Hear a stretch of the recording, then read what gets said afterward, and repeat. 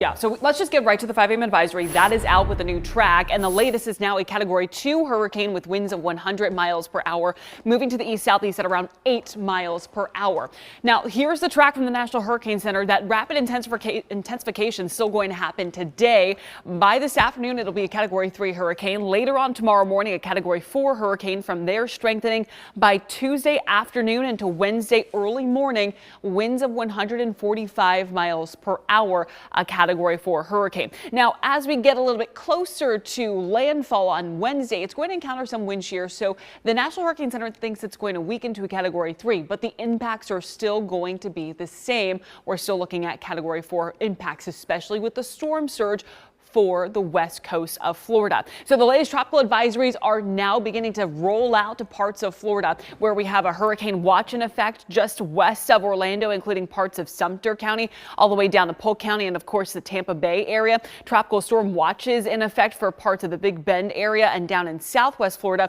Nothing here for our inland counties at the moment, but that will change as we go throughout the day today. And some of those latest models favoring Orlando and areas north as a potential kind of cut through. So something to watch. What you need to know right now is that you need to finish your preps today. Tuesday, tomorrow, last minute preps, get them done, because by Wednesday afternoon and evening, the storm will arrive, giving us higher impacts. And Eric, one of those impacts will be the potential for some power outages. And that's always what gets just so difficult, kind of adding insult to injury, right? So based on the current modeling, based on the current forecasting, we're thinking that much of the West Coast will have widespread power outages, and more than likely that'll start to sneak into Sumter, Lake, even Polk counties. But for the rest of Central Florida, power outages are likely, again, because of all of the trees that could have limbs fail, etc., and just the idea of how much wind we're discussing. But looking at the trajectories now, we're looking at a storm surge, at least modeling. We're not getting into forecasting just yet, probably will in the next hour, but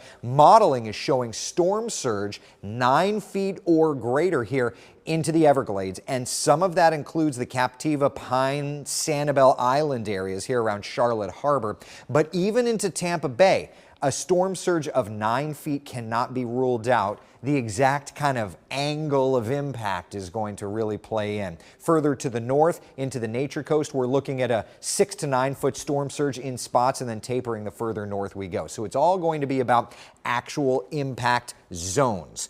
Based on the current thinking and forecasting, for Sumter County, max gusts, we're looking at about 80 miles an hour there. For Osceola County, including the tourist district, max gusts are into hurricane force, and even here into Brevard County, we're looking at max wind gusts of about 75 or so miles an hour.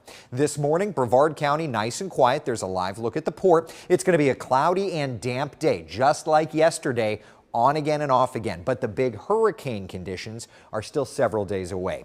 Meteorologist Kellyanne Klass and I are going to go review the very latest from the Hurricane Center just coming out moments ago. We'll have a full wrap up in just a few moments.